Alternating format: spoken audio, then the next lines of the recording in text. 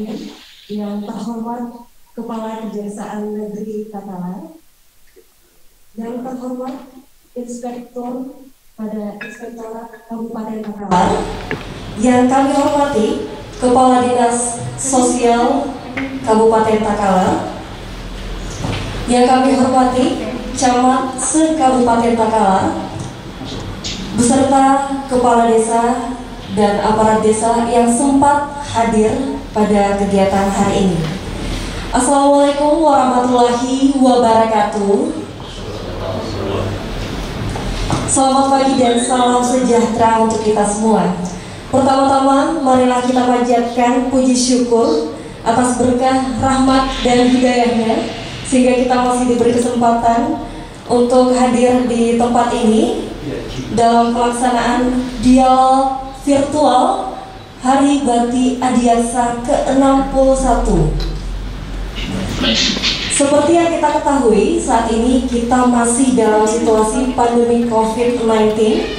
Namun, pandemi ini tidak membatasi langkah kita untuk melakukan kegiatan-kegiatan produktif.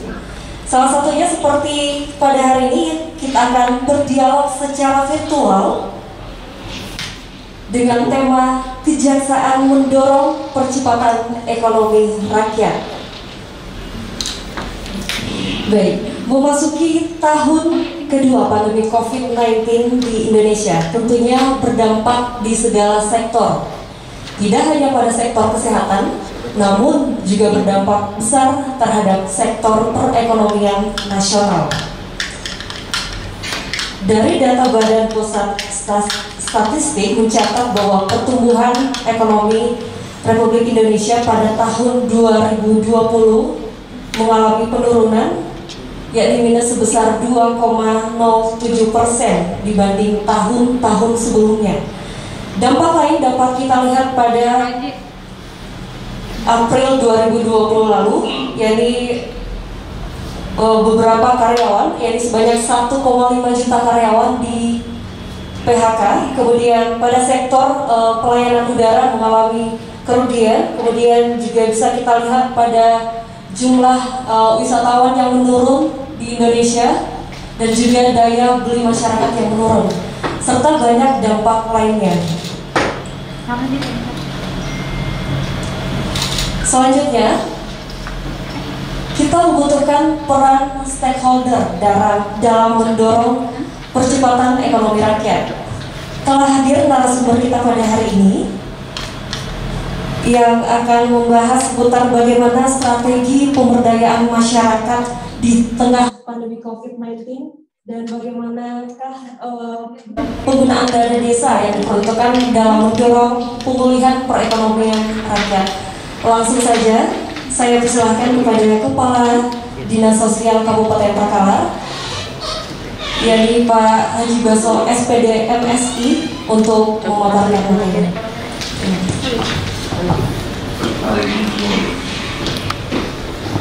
Bismillahirrahmanirrahim. Yang terhormat Bapak Kepala Kejaksaan Negeri Takalar, yang terhormat Bapak Inspektur Kabupaten Takalar, Inspektorat, yang saya hormati para Ibu Jaksa, yang saya hormati peserta dialog virtual pada hari ini, termasuk Bapak Camat se-Kabupaten Takalar, Bapak Kepala Desa, dan para staf. Bismillahirrahmanirrahim. Assalamualaikum warahmatullahi wabarakatuh. Hamdan wa syukran lillah wa la hawla wa la quwwata illa billahil aliyyil azim. Syahadu la ilaha illallah wa la syarika syahidana Muhammadan abduhu wa rasul. Puji syukur senantiasa kita panjatkan kepada Allah Subhanahu wa taala, karena pada pagi hari ini menjelang siang kita bisa melakukan sebuah kegiatan dalam rangka hari ulang tahun Hari Bakti Adiaksa Kejaksaan Republik Indonesia yang ke-61 atas inisiatif kita bersama dan kolaborasi kita dengan tema kejaksaan mendorong percepatan ekonomi rakyat. Izin Pak Kajari bahwa memang beberapa tahun terakhir ini memang kita lihat perkembangan progres pembangunan di desa memang perlu ada perhatian khusus, apalagi menyangkut tentang bagaimana kondisi pandemi COVID yang berjalan sudah kurang lebih 2 tahun. Itu salah satu efek sampai progres pembangunan di desa yang semestinya sudah mencapai harapan-harapan pemerintah dan negara, tetapi karena ada hal-hal yang mungkin di luar dari kuasa kita sebagai umat datang, maka kita harus memang mengambil alternatif lain di dalam penggunaan anggaran negara untuk membangun desa.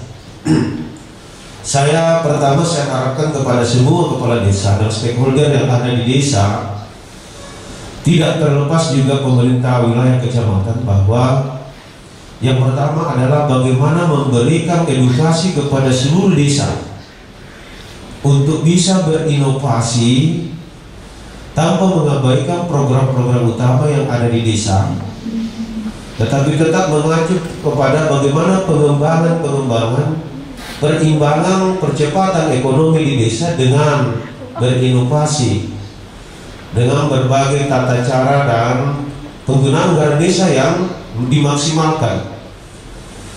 Sebab bagaimanapun juga ini mumpun dana negara, dana desa ini dikucurkan untuk rakyat, adalah untuk kemaslahatan rakyat. Sedapat mungkin kita harus berpikir positif setiap saat di dalam membangun desa untuk bagaimana kemanfaatan dana desa itu bisa maksimal di desa. Dan saya harap kalau seperti saya sebagai kepala dinas PMD, Pak Kajari, Pak Inspektur berharap tapi tidak ada dukungan maksimal dari bawah, saya kira itu tidak akan mencapai harapan yang kita inginkan. Makanya dalam hal ini bahwa atas nama pemerintah dan negara itu berharap bagaimana desa ada kontribusi besar, pikiran-pikiran, inovasi-inovasi supaya memunculkan sesuatu terbarukan untuk mengimbangi yang namanya pandemi COVID, yang pada hakikatnya mungkin ya bahwa pada dasarnya kita programkan jangka pendek, jangka menengah dan jangka panjang, tetapi itu dalam tataran koridor yang standar. Tetapi karena pandemi COVID ini, maka ini istimewa di dalam pengkajian analisis penggunaan dana desa.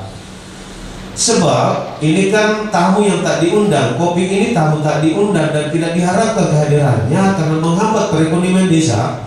Makanya kita harus memang luar biasa berpikir bagaimana pemanfaatan dana desa itu jangan hanya berulang-ulang saja terus. Saya sudah beberapa kali sampaikan Pak Kajari di setiap pertemuan desa bahwa program-program yang kemarin yang dijalankan jangan itu yang berulang-ulang terus. Karena bagaimanapun juga itu kan tidak ada progres pembangunan. Saya berharap bagaimana pemanfaatan dana desa itu bisa digunakan sedapat mungkin, dapat dimanfaatkan, dapat memberi manfaat yang berkelanjutan untuk ke depan masyarakat. Bukan hanya hari itu saja yang dia bisa rasakan, tapi saya berharap kepada semua kepala desa, semua camat bisa memberikan edukasi supaya bagaimana membuat sebuah desa berdasarkan kearifan lokalnya untuk membangun inovasi.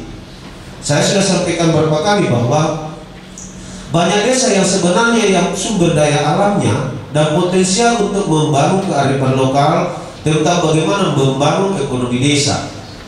Ada banyak sebenarnya, apalagi di daerah pesisir sana. Saya kira banyak yang bisa dimungkinkan untuk dibuatkan sebuah lembaga yang membangun ekonomi desa dengan berkolaborasi beberapa orang pengusaha.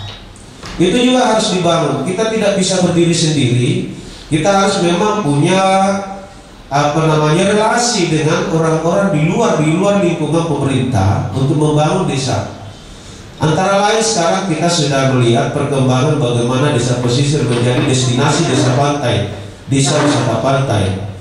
Tapi tidak menutup di situ bahwa sistem market yang digunakan itu kita harus berkelanjutan terus dan memikirkan terus. Berkelanjutan dipikirkan, karena kalau hanya dipikirkan sesaat dan sekarang, mungkin tamu-tamu yang dari Makassar itu yang datang untuk makan, mungkin hari ini sampai 3 hari enak, tapi setelah 4 hari kemudian dia merasa jenuh. Nah, kejenuhan itu yang kita harus hindarkan. Bagaimana caranya?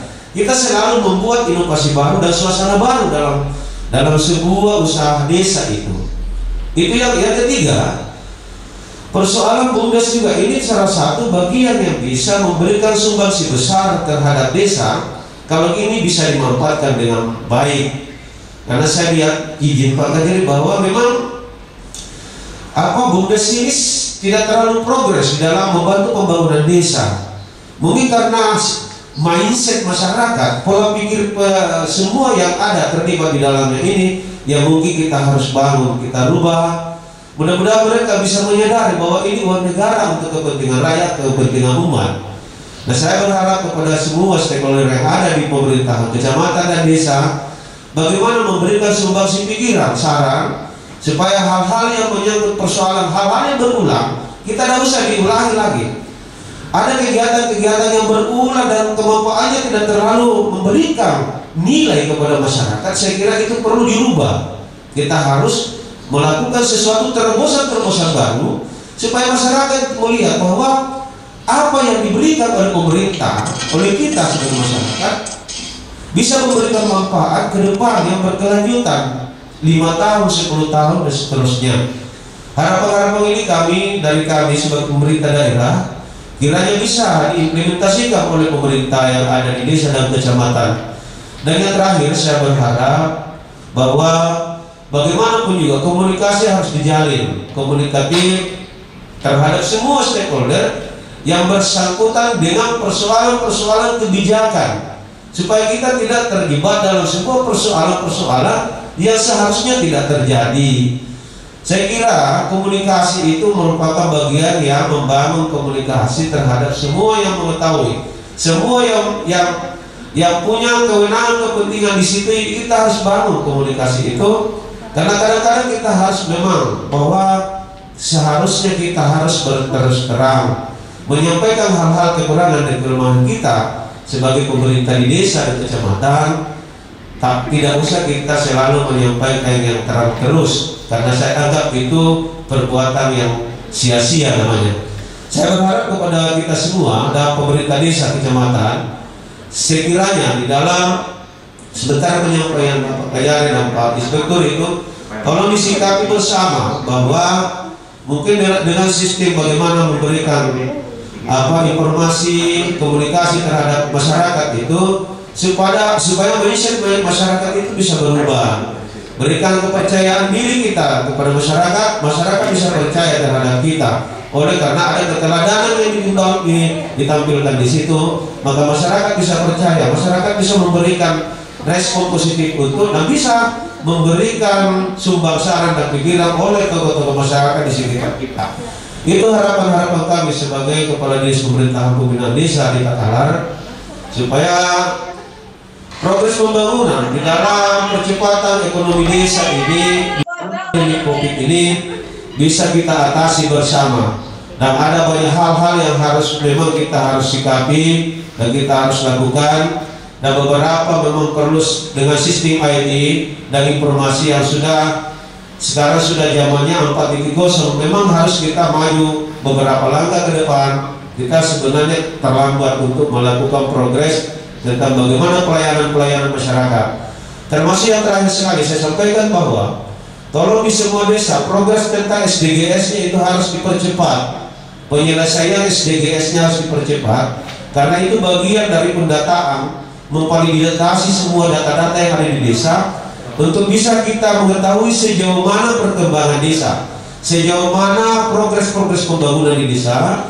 Karena kalau kita tidak mendapatkan data yang valid, maka kita akan buta dengan hal-hal bagaimana pembangunan desa. Saya kira demikian. Mohon maaf kalau mungkin terlalu singkat, karena masih ada pemateri selanjutnya. Saya hanya berharap terang-terang sekali bahwa marilah kita bekerja sama bergandengan tangan membangun ini ekonomi desa supaya ada progres percepatan di dalam menghadapi pandemi COVID. Saya kira demikian. Mudah-mudahan manfaat yang ada bagi kita semua. Kalau ada kekurangannya itu datangnya dari saya, dan kalau ada kelebihannya itu datangnya dari Allah Subhanahu Wa Taala. Billahi taufiq wal hidayah. Assalamualaikum warahmatullahi wabarakatuh. Terima kasih atas pemaparan materi dari Kepala PMD, Dinas PMD Kabupaten Takalar. Selanjutnya, saya persilakan kepada Pak Iyaha Esos MSI dan Inspektur pada Inspektorat Kabupaten Takalar yang akan memaparkan materi seputar bagaimanakah bentuk pengawasan penggunaan dana desa dalam mendorong percepatan ekonomi rakyat di Kabupaten Takalar. Saya persilakan. Terima kasih. Bismillahirrahmanirrahim. Assalamualaikum warahmatullahi wabarakatuh. Yang saya hormati Pak Kayari dari di dalamnya, yang saya hormati Kepala Dinas Pemberdayaan Masyarakat Desa, yang saya hormati para camat dan para kepala desa yang terlibat dalam acara virtual ini. Alhamdulillah, puji syukur Allah SWT atas berkat rahmat dan hidayahnya sehingga pada pagi hari ini kita dibahas dalam acara dialog virtual yang digagas oleh Kejaksaan Negeri Takalar dalam rangka acara Hari Bakti Aryakta yang ke-61 dengan tema Kejaksaan mendorong percepatan perekonomian rakyat. Langsung saja, kami dari Inspektorat untuk mendorong percepatan perekonomian ini sejalan dengan Munas Nasional Intern APIK, di mana tentang kejaksaan APIK harus mengawal percepatan pemulihan ekonomi nasional. Lainnya itu dari sisi Inspektorat, kami mengharapkan para kepala desa yang ada di Takalar jangan memperjuangkan program yang tidak ada dalam APBDes, tapi laksanakanlah sesuai dengan bagaimana memperjuangkan merencanakan dalam APBDes sehingga ditindaklanjuti nanti sehingga tidak ada menjadi peluang. Dan untuk percepatan ekonomi ini seharusnya BUMDes yang ada di desa diaktifkan, dan apa yang diperbankan di BUMDes itu jangan sampai ada image bahwa BUMDes itu adalah bantuan masyarakat yang secara cuma-cuma, sehingga di mana-mana di Takalar ini banyak BUMDes yang macet karena pikiran masyarakat bahwa dana BUMDes itu adalah bantuan cuma-cuma. Tapi seharusnya BUMDes itu berjalan optimal, dan setiap tahun seharusnya BUMDes itu dilihat apa-apa yang diprogramkan dan ditambah terus permodalannya setiap tahun, sehingga peningkatan perekonomian di masyarakat desa itu bertambah, berjalan dengan baik. Karena kalau BUMDes ini dioptimalkan, otomatis roda perekonomian di desa itu berjalan, sehingga insya Allah tidak terlalu berpengaruh dengan adanya COVID ini. Karena kita tahu dengan adanya COVID ini masyarakat itu seakan-akan trauma karena mau berusaha dilarang untuk keluar. Begitu juga dengan adanya keputusan tenaga kerja yang banyak di tahun 2020, sehingga di desa banyak sekali pekerja di desa itu menganggur. Olehnya itu kami harapkan bagaimana kalau kepala desa itu merancang agar BUMDes ini dimanfaatkan, dioptimalkan dengan baik, sehingga perekonomian yang di desa itu berjalan dengan maksimal, sehingga dampak dari COVID-19 ini tidak terlalu dirasakan oleh masyarakat desa. Kalau ini sudah berjalan dengan baik, insya Allah kita dari Inspektorat akan selalu mengawasi dan memaksimalkan pengawasannya, sehingga semua yang ada di masyarakat yang membutuhkan dana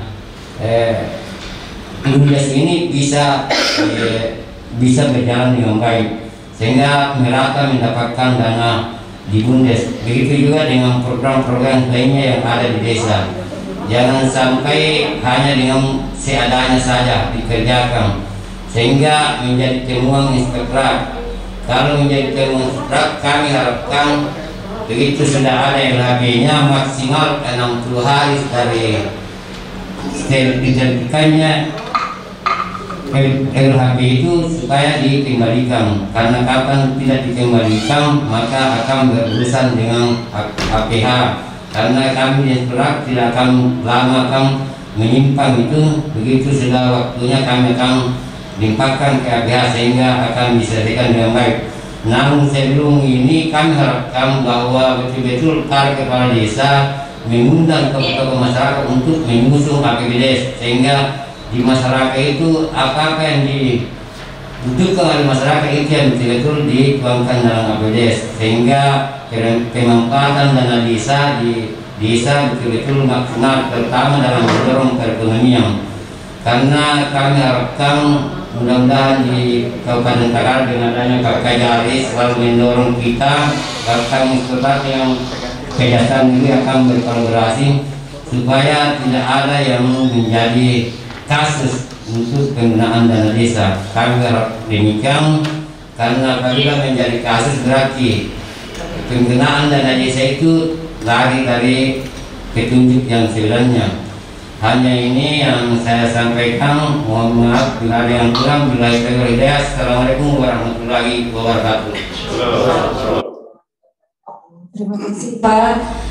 Dari kedua pemateri yang telah disampaikan tadi, poin yang paling penting adalah pengoptimalan BUMDes untuk mendukung percepatan ekonomi rakyat khususnya di Kabupaten Takalar.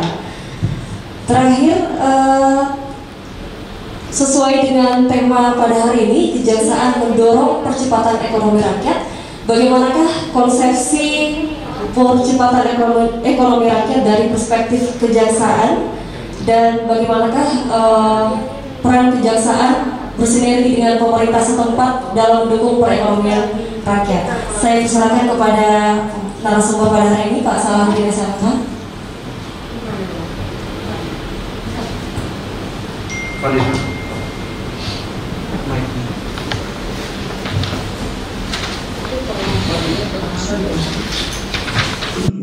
Assalamualaikum warahmatullahi wabarakatuh.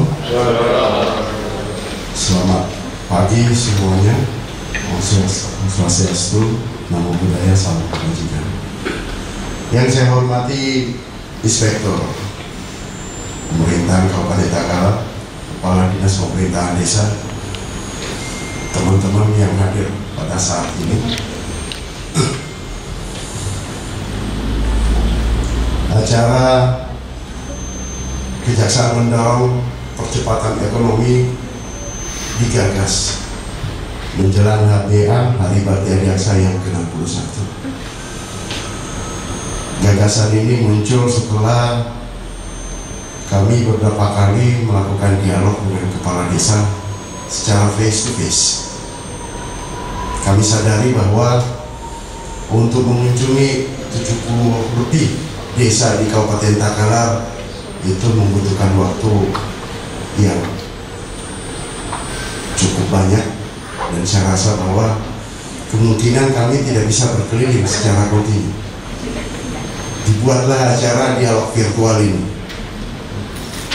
agar antara masyarakat, utamanya kepala desa dengan kejaksaan, memiliki sebuah pola pikir yang sama, memiliki paradigma sama bagaimana membangun Takara ke arah yang lebih baik.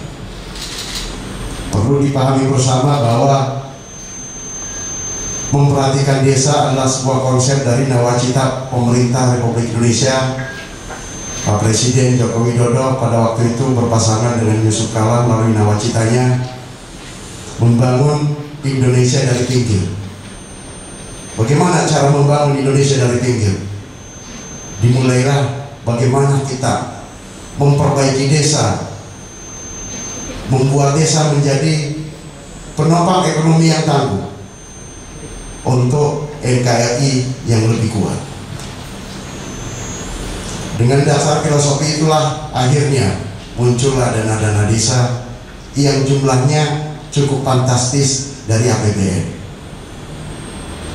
Ini sebuah karya, ini sebuah bukti bahwa bagaimana desa bisa dibangun dan bagaimana desa dibuat menjadi tangguh, mumpuni, mandiri.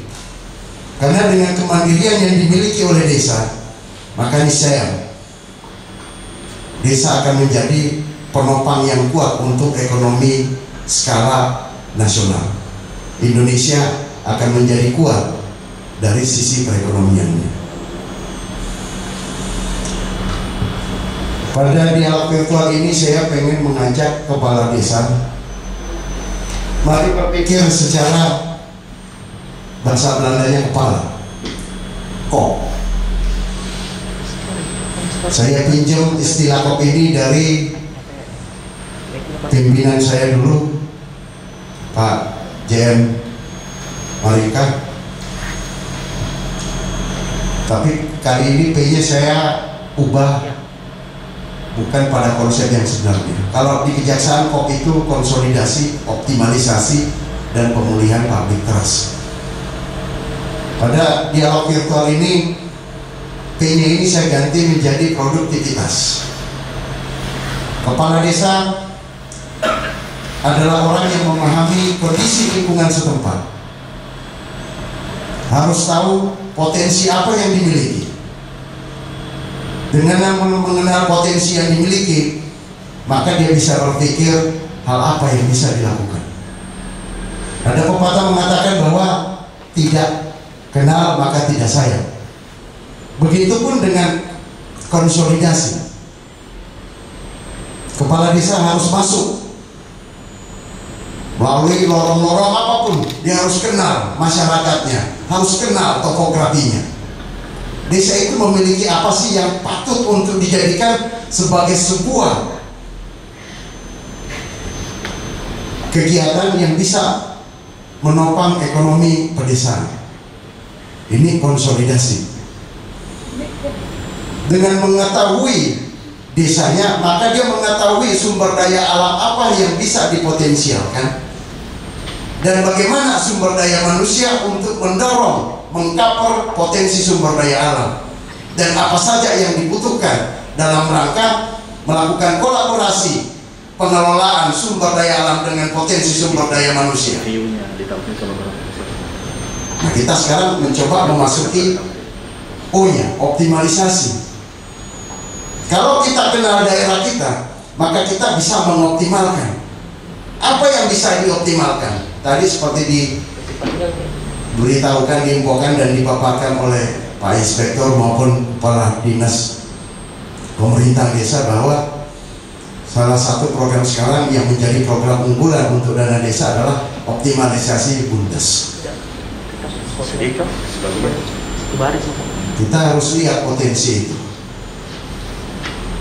Coba kita mengajak teman-teman di sekitar dekat-dekat Panyangkalan lah. Saya pernah melakukan dialog dengan masyarakat pesisir di sana. Miris kita ketika kita datang di sana, ternyata teman-teman masyarakat tidak memahami terkait bagaimana cara memanfaatkan potensi pesisir pantai. Terjadi penjualan lahan area pesisir, terjadi sewa menyewa lahan pesisir. Ini kesalahan kita bersama karena tidak memberikan pengetahuan kepada masyarakatnya kita. Nah, kembali kepada tadi tema KOP. Panyangkalan dan sekitarnya memiliki potensi dari sisi kelautan. Harusnya kita berpikir bagaimana mengoptimalkan potensi kelautan ini. Rumput laut bisa menghasilkan. Malah kita di Tanggalan punya pengusaha telur ikan terbang. Ekspor-impor ini barang ini. Yang nilai jualnya cukup baik. Nah, semua ini kan bisa kita berdaya gunakan. Belum lagi ke depan daerah Margo menjadi tempat incaran investor untuk membangun kawasan industri. Nah, semua ini kita harus siap. Kepala desa kuncinya, beliau memahami topografi, kondisi masyarakatnya, budaya masyarakatnya. Nah, dengan mengoptimalkan apa yang dimiliki, maka tentunya produktivitas akan kita dapat. Desa bisa menjadi desa mumpuni yang mampu berdiri sendiri dengan perekonomian yang baik. Kalau ekonomi yang baik, maka masyarakatnya juga hidup dengan nyaman. Sesuai dengan konsep bernegara, bagaimana kita ciptakan masyarakat madani. Nah, ini yang menjadi perhatian kita pada hari ini. Terus perlu kita juga berpikir bersama bahwa memang tidak segampang membalikkan telapak tangan. Kepala desa butuh kerja keras dan tidak boleh sendiri. Kita bekerja harus bergandengan tangan. Kalau semua dilakukan secara gotong royong, hasilnya pasti bisa optimal. Sekat-sekat di antara desa, mari kita hilangkan satu sama lainnya. Tidak ada lagi perbedaan-perbedaan warna di dalam desa. Yang ada adalah membangun desa. Berdayakan masyarakatnya, berdayakan potensinya. Jangan mengeluh. Ini hati-hati kepala desa, karena dana DD itu bisa menggiring kita ke hal-hal yang kita tidak inginkan. Saya mencoba menceritakan ada pengalaman menarik ketika saya berkunjung sekitar minggu lalu di sebuah kantin pada pemerintahan Kabupaten Takalar. Saya menyaksikan seorang bendahara desa yang sudah 1 minggu datang ke kota hanya untuk ngurus pencairan dana desanya. Miris melihatnya, sedih melihatnya. Bolak-balik selama seminggu. Tempatnya pun lumayan jauh. Bayangkan bagaimana kalau di Tanah Keke mau masuk di kota Takalar. Itu nyebrang lautan hanya untuk ngurus pencairan dana desa. Bagaimana kita bisa mengoptimalisasi potensi kita kalau yang seperti ini kita biarkan? Persoalan klasik sepele, kecil, tapi akan menimbulkan efek yang besar. Saya pun di kesempatan pertemuan ini, saya akan menawarkan sebuah gagasan. Gagasan ini lahir setelah saya melakukan Diklat Tim, dimana pada Diklat Tim itu kita diberi kebebasan untuk melakukan inovasi. Ada sebuah inovasi yang saya temukan untuk percepatan penanganan perkara, yang secara tidak langsung inovasi ini mendukung program pemerintah dalam memutus mata rantai COVID-19. Ini yang akan saya tularkan ke pemerintahan desa dan pemerintah Kabupaten Takalar. Coba bayangkan, kalau sekali pencairan, para kepala desa ini mendatangi kantor camat lebih daripada 3 kali, hanya untuk ngurus inilah, ngurus inilah, ngurus inilah. Setelah diverifikasi di kantor camat, kepala desa bersama-sama dengan bendaharanya akhirnya ke Kabupaten Takalar untuk mengurus proses pencairan dana desanya di pihak keuangan. Ini butuh waktu yang panjang, ini butuh proses yang panjang. Belum lagi finansial yang keluar tidak sedikit. Bahkan bolak-balik sampai 1 minggu, tempat yang jauh itu bisa menghasilkan sampai minimal 1 juta. Mulai dari kantor camat, bolak-balik kemudian masuk ke kantor kabupaten. Bayangkan coba kalau hubungan ini diputus. Kita tidak perlu ketemu dan mendatangi kantor kecamatan, dan kita tidak perlu lagi mendatangi kantor daerah. atau kantor bupati untuk berkomunikasi dengan orang keuangan. Kita cukup duduk di kantor dengan memakai sarana IT, mau handphone, mau laptop, mau komputer. Segala administrasi pengurusan terkait pencairan anggaran itu bisa dimainkan dalam dunia maya. Kita tinggal mengisi formnya, kemudian klik masuk di kantor kecamatan kemudian verifikasi. Kalau ada kekurangan, maka dia akan melakukan percakapan secara virtual melalui pengiriman dalam bentuk seperti SMS. Ini yang kurang, ini yang kurang, ini yang kurang. Pihak desa kemudian melengkapi. Setelah itu dikirim kembali. Kalau ACC maka sudah bisa diteruskan ke Dinas Keuangan. Begitupun metode dan mekanisme pada Dinas Keuangan. Dikirim verifikasi, begitu ACC, uang akan meluncur ke rekening desa. Kita tidak pernah ketemu. Kita hanya bermain di dunia maya. Ini yang coba untuk dipangkas ke depannya. Bagaimana kita mengoptimalisasi kinerja kita melalui kolaborasi pemanfaatan IT. Itu tadi salah satunya karena berangkat dari konsep KOM. Kita konsolidasi.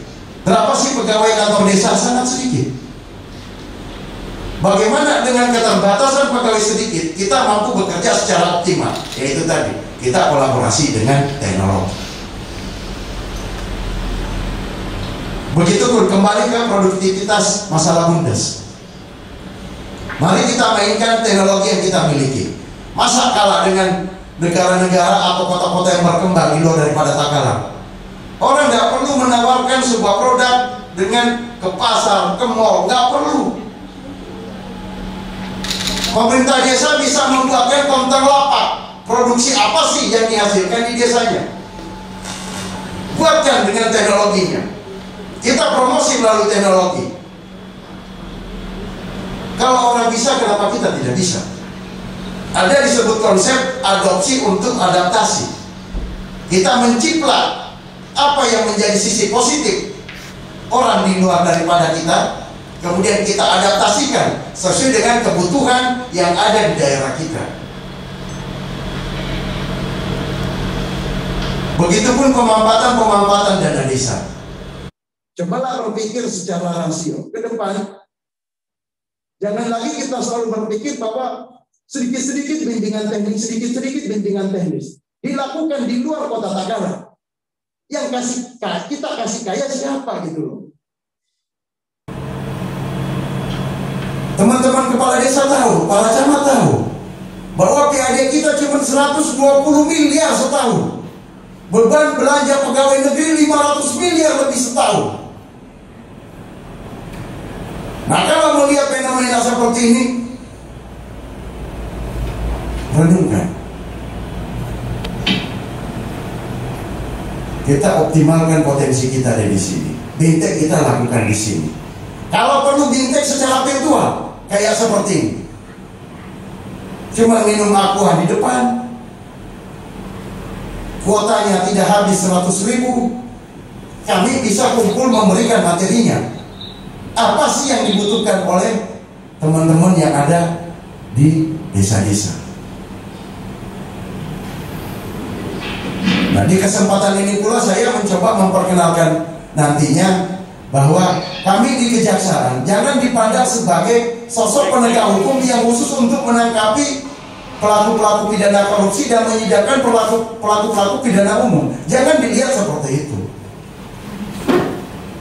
Kami ada dua bidang di sini, yang Pak Kepala Desa semua, para camat, para OPD maupun sekalipun di Kabupaten Takalar bisa memanfaatkan mereka karena sesuai dengan tugas dan fungsinya.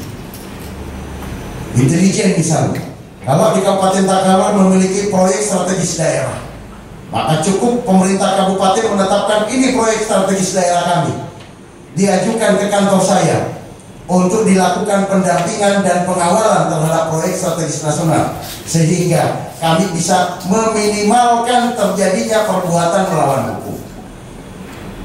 Begitupun kalau misalnya ada proyek strategis yang ada di daerah. Di luar dari proyek strategis, apakah masih bisa kita mintakan ke kejaksaan? Di ruang ini pula hadir Kasidatul, Kepala Seksi Perdata dan Tata Usaha Negara. Dia adalah jaksa pengacara negara yang juga memiliki tugas melakukan pelayanan hukum secara gratis, melakukan pendampingan hukum secara gratis kepada setiap stakeholder, kepada setiap instansi, mau BUMN, mau BUMD, mau pemerintah kabupaten. Bagaimana dengan kepala desa? Kepala desa masuk di dalam. Dalam pengelolaan dana desa, teman-teman bisa minta pandangan hukum kepada Kepala Seksi Perdata dan Tata Usaha Negara. Contoh misalnya, ada dana BLT. Ini kan BLT wajib Pak untuk dibagi Pak ya. Pertanyaan berikutnya, boleh nggak dana BLT ini nggak dibagi? Karena ada hal yang lain, sehingga dana BLT ini mau dialihkan ke pos yang lain. Maka Bapak cukup datangi kantor kejaksaan atau mempergunakan sarana virtual seperti begini, atau mempergunakan teknologi lainnya via WA, SMS. Bertanyalah kepada jaksa pengacara negara. Itu akan segera direspon dan segera diberikan pendapat hukumnya. Atau mau secara surat menyurat. Masih ingat pengalaman dulu kan, kalau kita membuat surat terus dikasih kepada orang yang disayang gitu loh. Orang yang disayang kemudian membalasnya. Itu bisa pun dilakukan di kejaksaan. Dan bisa hal metode yang lain. Kebetulan sekarang ini kami sudah membuat sebuah program lagi yang disebut dengan Jamilah. Karena di Kijali Takalar 90% itu perempuan semua. Maka program ini saya namakan Jamilah, jaksa milik Takalar. Apa nanti kerjanya Jamilah? Pak Kepala Desa bisa memanggil Jamilah kapanpun, dimanapun, tapi jam kantor. Jangan di luar jam kantor. Kepala Desa bisa memanggil Jamilah. Apa yang Jamilah lakukan di desanya Bapak? Yaitu tadi, Jamilah akan memberikan penyuluhan hukum, akan memberikan solusi hukum, dan mencoba menyelesaikan persoalan hukum di masyarakat. Contoh beberapa kali kegiatan kami menggandeng BPN, karena di sebuah tempat terjadi polemik persoalan hak milik. Kami gandeng BPN. Ayo Pak BPN, kantor pertanahan, inilah masyarakatnya kita. Satu miliki sporadik, satu miliki sertifikat. Tolong beri mereka masukan. Dan dari sisi hukumnya, kami menawarkan bahwa solusinya adalah ini, jalan hukum. Itu nanti Jamilah akan berperan seperti begitu. Wadah intelijen, seksi perdata tata usaha negara, Jamilah jangan disia-siakan. Rugi Bapak kalau menyia-nyiakan. Karena kalau misalnya tidak terpakai, kami tetap makan gaji, kami tetap dapat tunjangan. Kalau bapak-bapak dan ibu-ibu sekalian memanfaatkan Jamilah, memanfaatkan intelijen melalui fungsi pengamanan proyek strategis daerahnya, penyuluhan dan penerangan hukumnya, memanfaatkan si Jamilah untuk menyelesaikan dan mencoba mematakan persoalan hukum yang ada di dusun, yang untung adalah kita bersama. Keuntungan yang kami bisa dapat, kami dapat ladang pahalanya. Karena mohon maaf, Jamilah memang tidak dianggarkan dari kami, tetapi Jamilah akan mendatangi setiap kepala desa yang membutuhkan dan masyarakat yang membutuhkan. Kami hanya dapat paling amal ibadahnya. Kepala desa tidak perlu mengeluarkan duit untuk mendatangkan Jamilah. Kami hanya dapat paling amal ibadahnya. Kepala desa tidak perlu mengeluarkan duit untuk mendatangkan Jamilah, karena tidak ada di dalam APBDes pengeluaran untuk Jamilah. Kalau ada seperti tadi Pak Inspektor katakan, kalau ada ya bayar. Tapi saya yakin tidak ada si Jamilah di APBDes para kepala desa. Nah, teman-teman para kepala desa, baik bapak-bapaknya maupun ibu-ibunya, pada kesempatan ini pula saya juga pengen menyampaikan satu hal yang menurut pengamatan saya, mudah-mudahan pengamatan ini salah. Ada pergeseran saya lihat di pedesaan, jiwa gotong royongnya hilang, kebersamaannya hilang. Kepala desa sibuk ngurusin, nggak tahu ngurusin apa. Pengamatan ini lahir karena saya juga adalah orang desa. Waktu saya tinggal di tempat desa saya, kalau kepala desa ngomong besok kita kerja bakti jam 8, semua jam 8 ratusan warga datang di tempatnya kita kerja bakti. Kalau sekarang coba kepala desa ngomongin di masjid, besok kita kerja bakti ya, yang datang 15 orang. Ini hilang sifat jiwa kebersamaan dan gotong royong hilang. Apa menjadi penyebabnya? Tolong kepala desa evaluasi. Karena sebuah fondasi kuat, kalau desa kita kuat, maka fondasinya kuat untuk NKRI. Jiwa gotong royong kita, kebersamaan kita harus dibangun dari desa. Makanya setiap pekerjaan yang memakai dana APBDes itu diharuskan dengan metode padat karya, melanjutkan jiwa gotong royong. Selain mengoptimalkan rotasi ekonomi di dalam desa, kita nggak perlu lagi panggil tukang dari luar, tetapi warga kita yang memiliki skill tukang itulah yang diberdayakan supaya ekonomi uangnya tetap berputar di desa kita. Nah, budaya-budaya seperti begini tolong ditumbuh kembangkan kembali.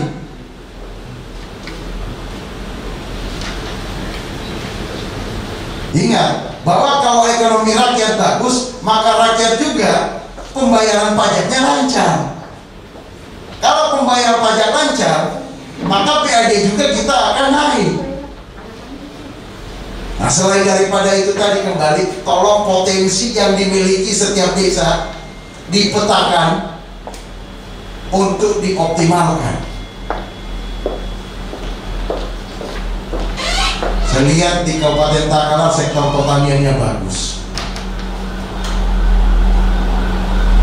Sektor peternakan juga bisa dikembangkan, berimbang dengan kelautannya, malah lautnya lebih luas. Belum lagi nanti ke depan masuk investasi kawasan industri. Kalau kita tidak siap, maka jangan kaget lagi orang luar akan datang di Takalar, dipakainya sebagai tenaga kerja bagi investor. Kita di Takalar jadinya penonton. Kenapa? Karena kita tidak siap.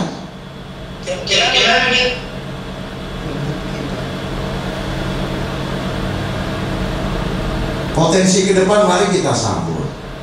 Sumber daya yang kita miliki mari kita garap secara bersama. Kalau ada kesusahan, ada kendala, mari kita diskusikan. Kami selalu terbuka. Begitupun dengan Pemda akan selalu terbuka. Nah, konsep pemanfaatan IT merupakan gerbang pembuka, dan kepala desa, kalau selama ini saya dengar kabar bahwa misalnya untuk menanam IT butuh sampai 10 juta. Coba bayangkan misalnya begini, kita cuma butuh uang 25 juta untuk seluruh kepala desa, seluruh camat, termasuk terintegrasi ke inspektorat, dinas keuangan. 100 dibagi 25 juta, itu jadinya 250 juta. Kita main matematika, karena berhitung untung rugi itu bermain matematika. Jangan kita berpikir bahwa kita hadirkan teknologi, bagaimana kita menggerogoti lagi APBD untuk mengambil keuntungan dari APBD-nya kita, dari dana desanya kita. Selalulah menciptakan budaya kerja ikhlas. Rezeki itu sudah diatur sama yang kuasa. Saya mudah-mudahan ke depan, saya berdoa tidak berhadapan-hadapan dengan kepala desa dalam penanganan tindak pidana korupsi. Saat ini saya sudah bergandengan tangan dengan inspektur dalam rangka melakukan audit-audit, baik sifatnya audit investigasi, audit perhitungan kerugian negara. Kami sudah kerjasama. Beberapa kasus korupsi diaudit langsung oleh inspektorat, dan ada dengan berdasarkan SKB bahwa kami melakukan koordinasi ke APIP terkait penanganan kasus oknum salah satu kepala desa yang ada di Takala.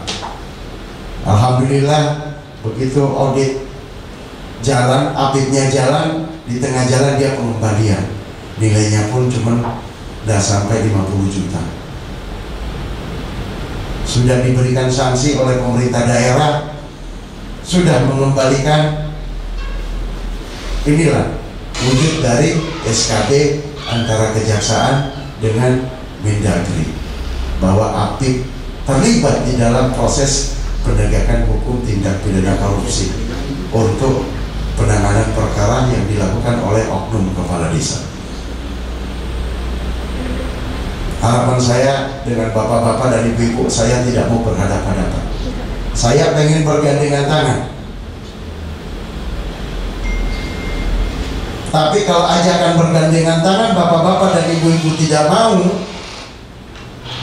apa boleh buat? Apa boleh buat? Kalau memang bapak senangnya terpisah tidur dari istrinya, terpisah tidur dari anak-anaknya, apalagi penyalahgunaan dana-dana COVID, hati-hati. Hati-hati terhadap pemanfaatan dana COVID yang diambil dari APBD. Kami tak ada toleransi. Bahkan kami sudah mendapat instruksi dari Jaksa Agung untuk masalah COVID tidak ditoleransi dan dimaksimalkan penuntutannya. Jadi kami tidak menakut-nakuti, kami memberitahukan. Tapi kalau tidak percaya silakan coba. Siapa tahu bapak-bapak pengen menambah deretan. 3 bulan terakhir ini 8 orang yang sudah tidak tidur dengan istri dan anaknya. 8 orang 3 bulan ini. Jangan ditambah lagi. Kalau tidak mau ditambah, ikuti regulasi hukumnya. Kalau mau bikin salah, datangi kantor kejaksaan, bertanya, Pak, boleh nggak kami curi ini? Supaya kita kasih jawaban.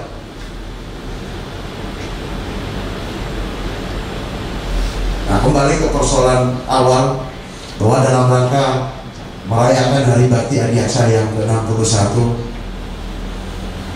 inilah salah satu yang saya bisa persembahkan buat Kabupaten Takala. Tapi persembahan ini tidak akan berakhir sampai hari ini. Ini akan menjadi sebuah kegiatan rutin yang nantinya akan kita ciptakan dalam bentuk perjanjian kerjasama, Pak ya. Bagaimana kita mengawal dana desa dan mengoptimalkan penggunaan dana desa dalam rangka meningkatkan pendapatan asli daerah Kabupaten Takala. 126 miliar Pak setahun. Tapi kita punya kebutuhan, pegawainya kita butuh 500 miliar lebih dalam setahun. Ada 400 miliar yang harus kita cari. Akhirnya apa yang kita lakukan? Kita selalu begini kepada APBN. Ini menjadi tanggung jawab bersama. Saya pun tidak tinggal diam melihat hal seperti begini.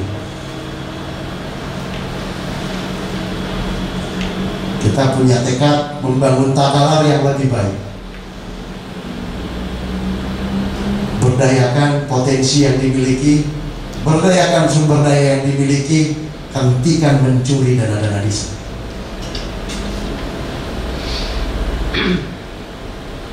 Hari ini mungkin 10.000, besok lusa tidak ketahuan, meningkat dan meningkat. Masyarakat kita butuh kehidupan yang layak, apalagi di masa pandemi. Desa mari ciptakan lapangan kerja dengan melakukan eksplorasi potensi yang dimiliki. Jangan menganggap bahwa desanya misalnya kami kering Pak, tidak ada yang bisa dilakukan di sana. Tidak ada kata yang tidak bisa. Kalau daerah kering, bikinkan atap, taruh kambing di bawahnya. Kita harus berpikiran secara ekonomi. Kita harus mengetahui rumusnya bagaimana hidup dengan pendapatan per hari, bagaimana hidup dengan pendapatan per minggu, begitu pun tahunan. Ada sedikit tanah misalnya yang tersisa di belakang rumah, buatlah bertingkat kandang ayam bertelur. Itu lumayan nih. Pelihara 40 ekor itu sudah bisa membuat kompor gas kita itu nyala. Punya lagi sisa uang sedikit, ada tanah berlebih, kita tingkatkan dari pendapatan harian menjadi pendapatan mingguan. Kita beli kambing lah, atau ayam potong. Kalau memiliki lagi tempat, ada lagi rezeki, kita beli kambing dan sapi. Supaya nanti kalau mau bayar SPP anaknya yang kuliah, tidak perlu lagi menjual tanah, cukup laku 1 ekor sapi, selesai lagi SPP. Nah ini kan upaya-upaya bagaimana membangun ekonomi yang sehat di pedesaan. Pikirkan dana desanya, maksimalkan penggunaannya, optimalkan bumdesnya. Ada kendala, si Jamilah siap mendatangi. Saya pada kesempatan ini hanya menyampaikan seperti itu,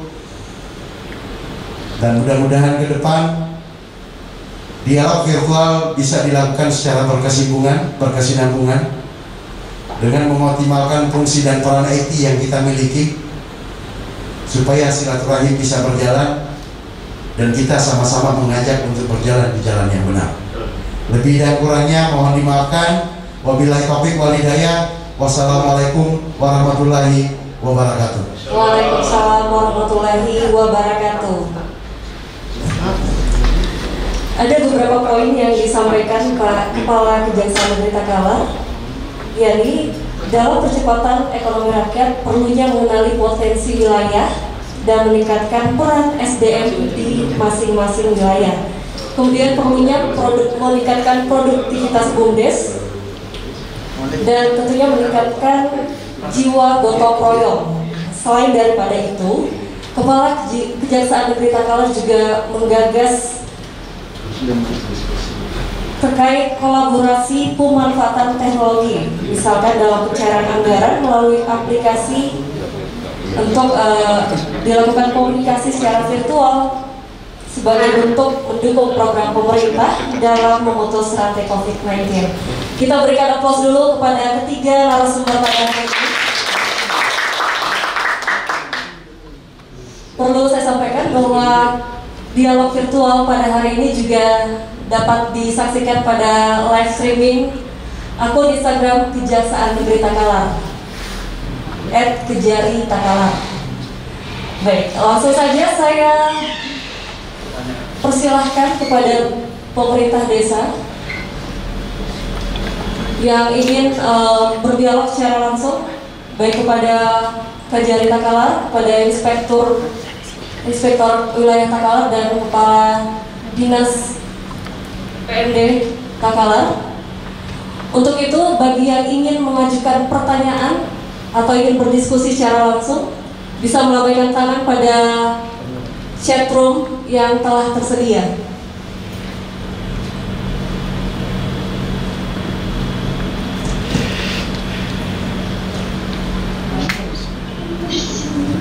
Bagaimana, admin?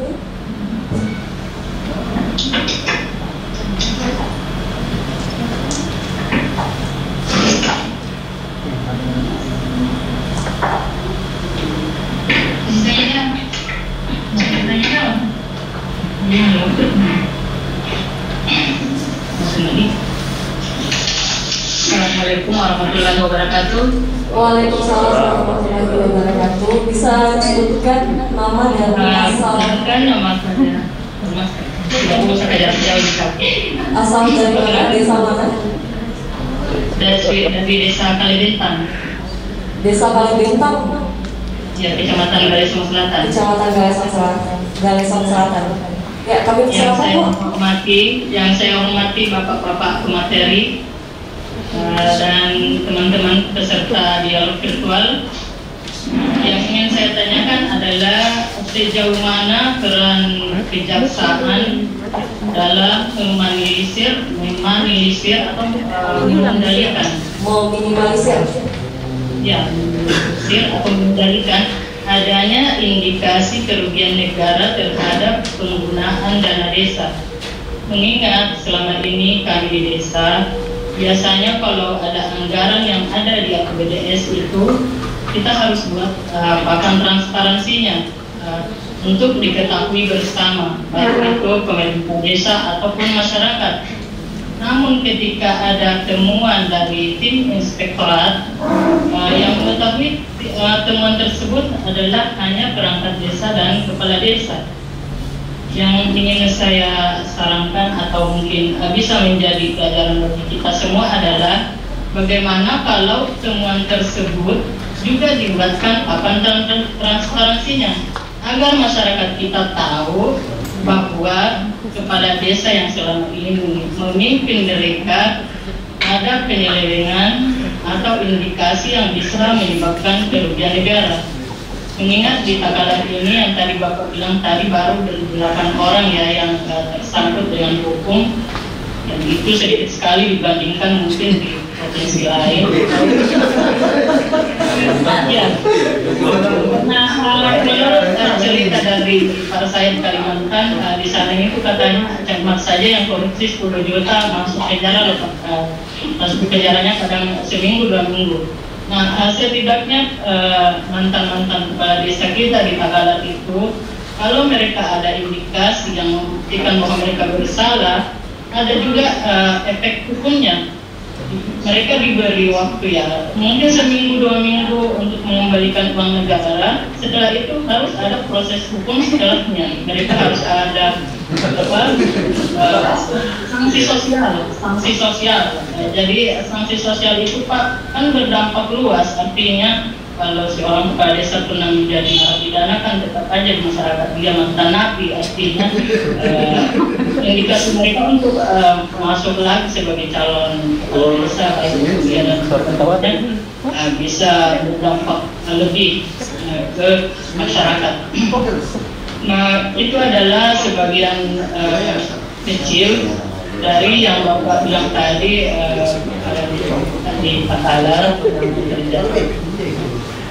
Kalau tim inspektorat kita lebih tegas, misalkan mantan kepala desa kita yang dulu itu mereka ada indikasi merugikan negara, sebaiknya diekspos saja Pak keluar ke masyarakat. Bikinkan transparansinya biar masyarakat tahu, supaya nanti ke belakang mereka tidak usah mencalonkan diri lagi jadi kepala desa. Kan kerugian besar bagi masyarakat kita kalau misalkan mereka sudah merugikan negara, jelas merugikan negara, lantas mereka mengembalikan, lantas setelah itu dianggaplah tidak ada temuan, kan seperti itu ya Pak. Kalau dikembalikan berarti tidak ada temuan, lalu mereka bisa pilih lagi, bukan pilih lagi, karena mungkin keluarganya banyak terpilih lagi, akhirnya yang melakukan ya, terima kasih Bu, poinnya sudah kami dapatkan. Bagaimana dari narasumber, mau dijawab langsung? Baik. Ada 2 poin yang menjadi pertanyaan, yaitu pertama, sejauh mana meminimalisir penggunaan dana desa untuk menghindari potensi kerugian keuangan negara. Dan pertanyaan kedua ditujukan kepada inspektorat, yang ini terkait temuan bagaimana jika dibuatkan papan informasi dan perlunya transparansi terhadap temuan. Saya persilakan langsung kepada Bapak Kepala Kejaksaan Negeri Pakalan. Ya, terima kasih moderator. Ibu ya, terima kasih atas pertanyaannya Bu. Pertama, bagaimana sih jaksa bisa meminimalkan sehingga perilaku korupsi tidak terjadi? Ada beberapa langkah seperti yang tadi saya sebutkan. Pertama, bisa kita pakai instrumen perdata dan tata usaha negara, di mana di situ fungsinya jaksa di bagian perdata dan tata usaha negara itu bisa memberikan pandangan hukum, pelayanan hukum.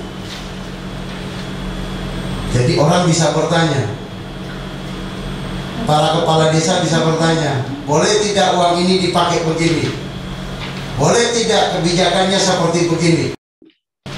Dan kami harus jawab, supaya apa yang dilakukan oleh kepala desa itu tidak melanggar ketentuan hukum yang berlaku.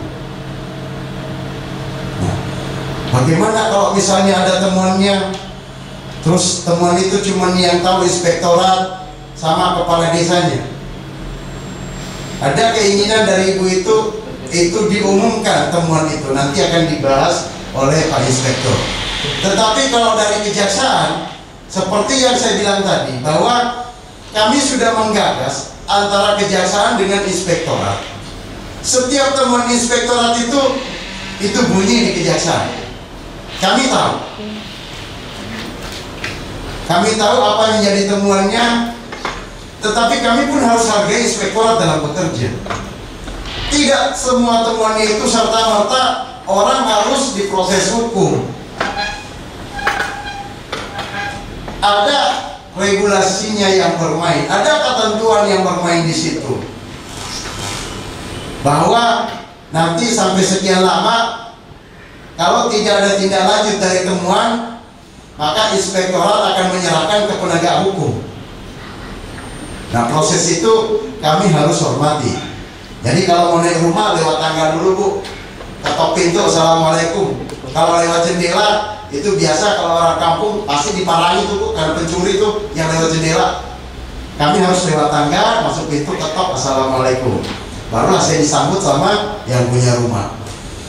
Nah, katanya kalau di Kalimantan tempatnya temannya Ibu, kalau korupsi 10 juta ada camat terus dihukum seminggu atau 2 minggu.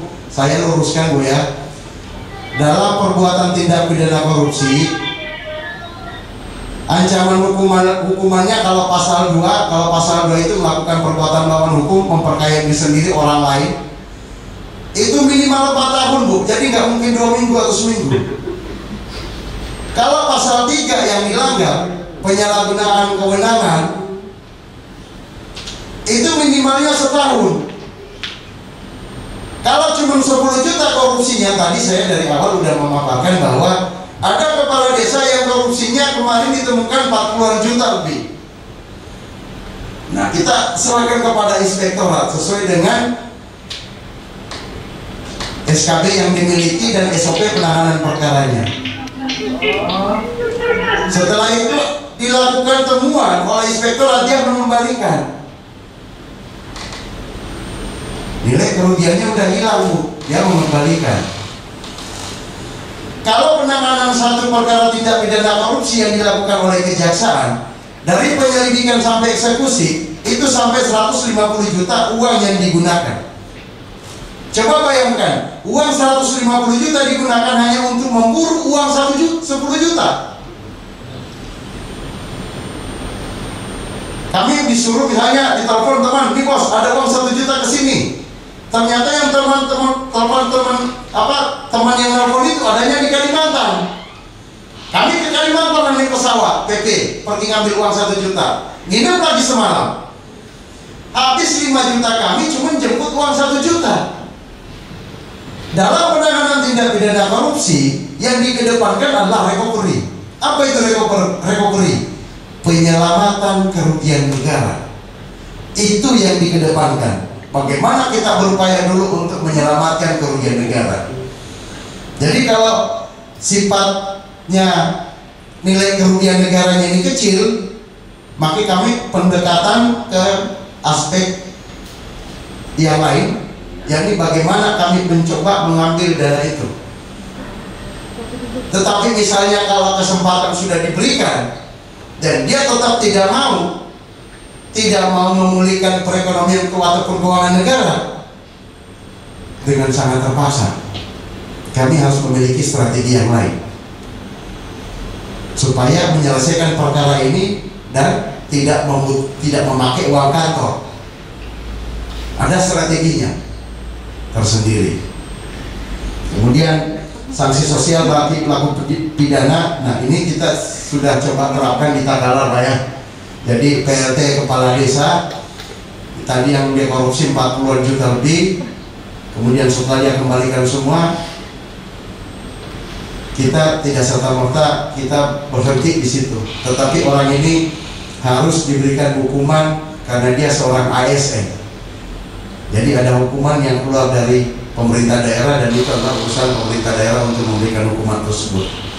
Terkait tidak boleh lagi ikut pilkades, tidak boleh lagi ikut pileg. Kalau di ketentuan hukuman pidana masalah korupsi ada memang pencabutan hak-hak politik.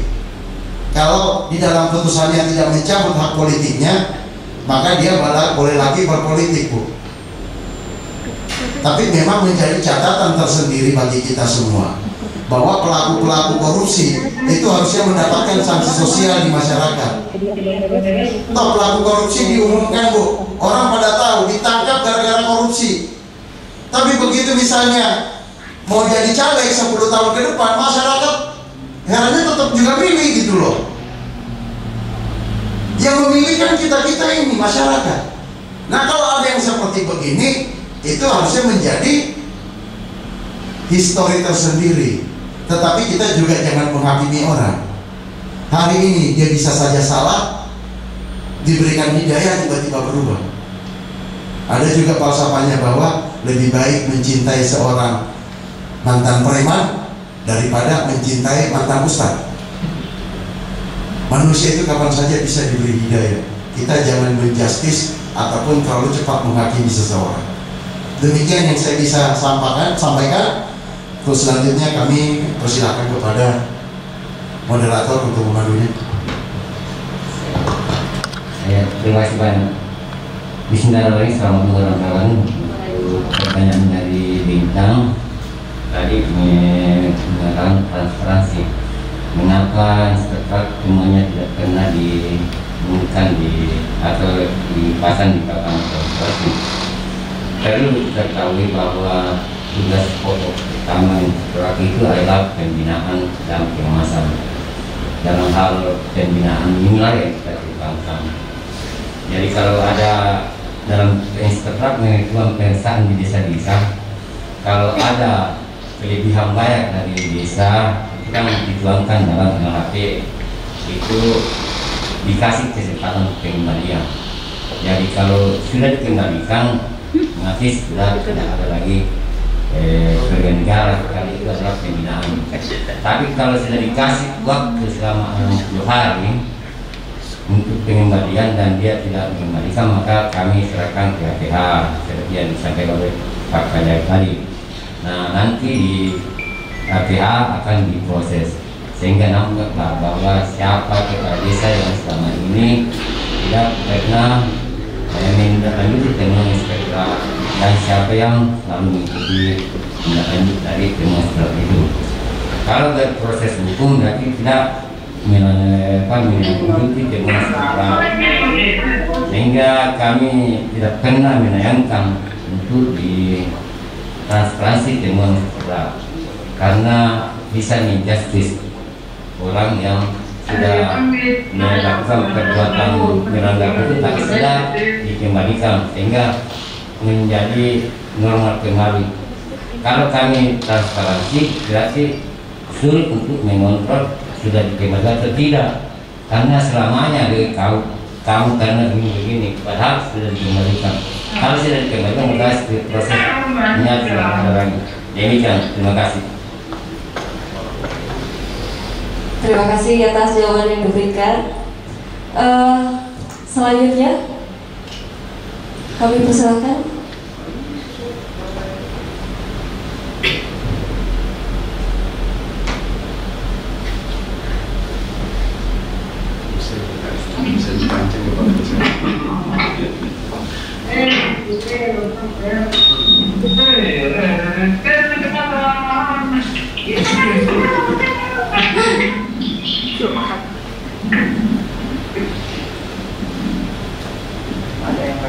Belum ada pertanyaan?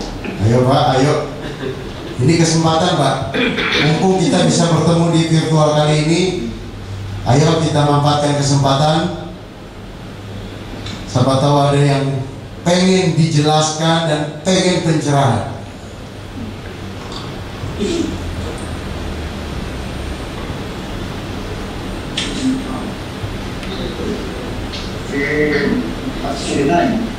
Bagaimana dari pemerintah desa setempat, siapa tahu ada yang ingin didiskusikan pada kesempatan kali ini?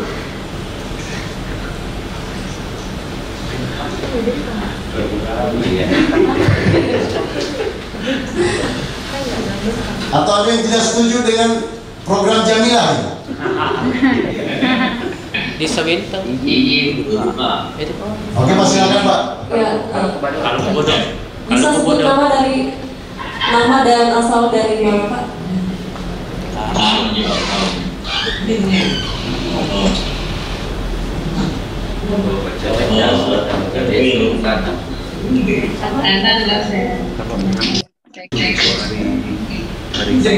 Yang hari Kamis itu udah datang semua Pak. Saya kira Pak Desi, Pak Buku. Ya, dengan Bapak siapa? Dari Pak. Oh iya, selamat dari Selatan. Ya, pertanyaannya Pak? Iya. Assalamualaikum warahmatullahi wabarakatuh. Waalaikumsalam warahmatullahi wabarakatuh. Yang dihormati Penjari, Bapak Inspektur, Pendidikan Kesehatan Tinggi. Izin kami mohon pencerahan kembali terkait pada tugas sertifikasi kecamatan di dalam mengawal tahapan dana desa. Demikian, warahmatullahi wabarakatuh. Waalaikumsalam warahmatullahi wabarakatuh. Pertanyaan dari Bapak Camat dari Solo Selatan. Ada lagi? Dari desa Patinongan. Dari desa mana Pak? Patinongan. Kecamatan? Silakan Pak. Assalamualaikum warahmatullahi wabarakatuh. Waalaikumsalam warahmatullahi wabarakatuh. Atas kesempatannya. Sungguh begitu indah ini kolaborasi Pak. Kejari Dinas PMD maupun Inspektorat yang selama ini teman-teman di tataran tingkat desa melihat bahwa sekarang selama pandemi ini aturan itu terkadang baik dalam hal perubahan anggaran itu berubah-ubah Pak, sehingga kami di desa itu biasa agak bingung setiap kebijakan karena tumpang tindih antara kebijakan yang satu dan kebijakan yang lain, dan tentunya memang teman-teman kepala desa butuh pendampingan penguatan Pak, karena kami serba salah terkadang di BPJS itu sudah kita anggarkan ini, di sisi lain ada aturan baru harus menganggarkan ini, sehingga kami serba salah, takutnya kita lakukan ini kita salah di proses hukum. Dan saya berharap ke depannya ini supaya memang pembangunan pembinaan yang harus dilakukan di tingkat desa, sehingga teman-teman kepala desa itu tidak terlalu takut dalam hal berkreasi sepanjang itu untuk kepentingan masyarakat umum, Pak. Jadi saya sangat mengapresiasi program Jamila ini, Pak. Jamila ini mudah-mudahan lewat program ini sinergi desa bisa terjadi antara pemerintah desa, dinas PMD dengan pihak KJRI. Saya kira itu saja dari kami, Pak. Saya sangat mengapresiasi selaku pemerintah desa seputar program ini, Pak. Semoga secepatnya bisa dijalankan sehingga kami juga tidak terlalu takut dalam kemudian berkegiatan di tataran tingkat desa. Saya kira itu saja. Terima kasih. Assalamualaikum warahmatullahi wabarakatuh. Waalaikumsalam warahmatullahi wabarakatuh. Baik, pertanyaan pertama terkait tahapan penggunaan dana desa dari Camat Galesong Selatan. Kemudian yang kedua terkait tumpang tindih peraturan atau kebijakan pada masa pandemi COVID. Mungkin bisa langsung ditanggapi oleh pertama Pak Desa Berita. Ya, makasih moderator. Jadi kalau bicara bagaimana cara verifikasi dokumen pencairan anggaran dari desa ke camat, sebenarnya Pak Camat jauh lebih tahu. Nah, cara verifikasinya mungkin yang dimaksudkan beliau adalah bagaimana sih camat itu memverifikasi pengajuan itu yang tidak melanggar aturan.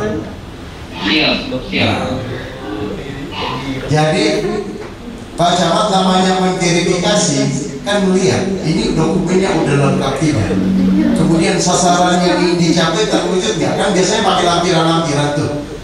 Nah, penggunaan anggaran diperuntukkan untuk ini berarti harus tercover di dalamnya dia. Dan dia memberikan ada peraturan desanya kan, Perdesnya itu kemudian tercover di situ, kita lihat, kita cocokkan, oh iya benar. Dan bagaimana backup administrasinya? Kalau backup administrasinya tidak lengkap, maka harusnya kita mengatakan bahwa dokumen pendukungnya tidak lengkap.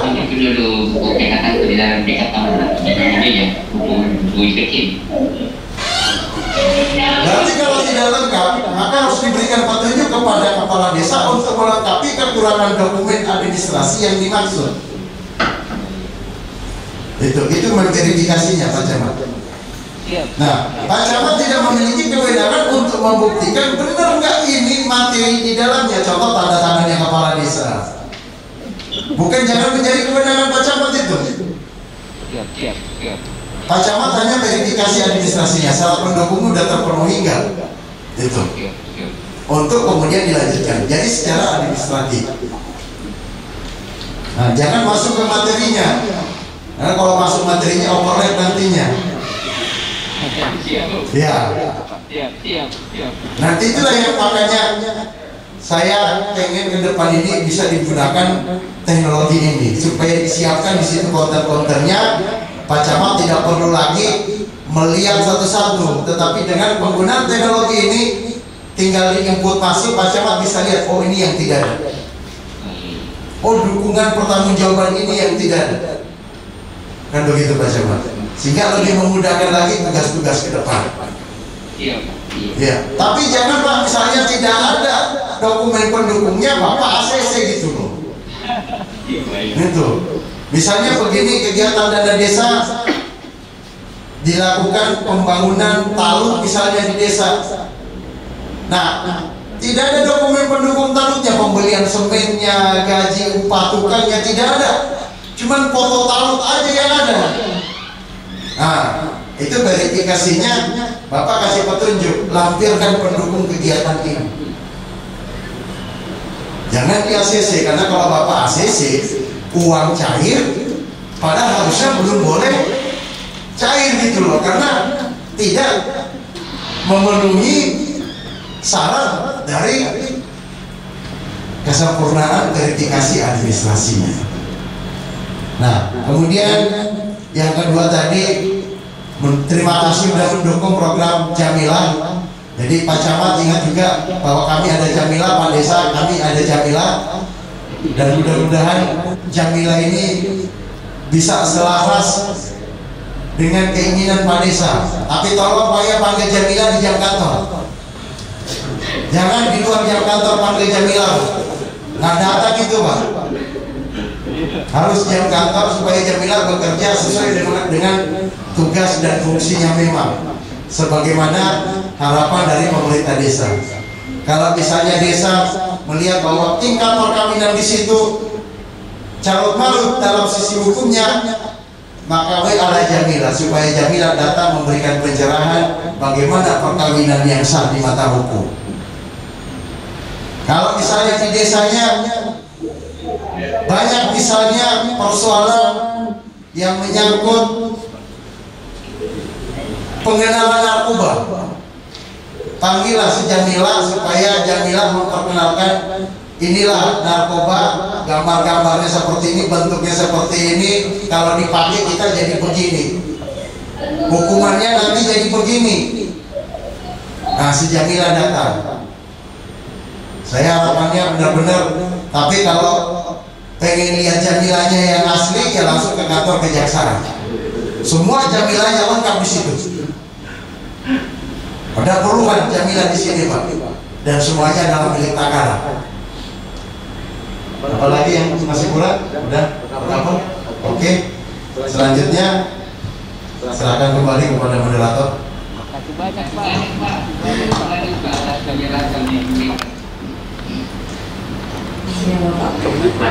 Besok aku bilang di sini nggak bagus. Oh iya. Ya. Jambung kameranya.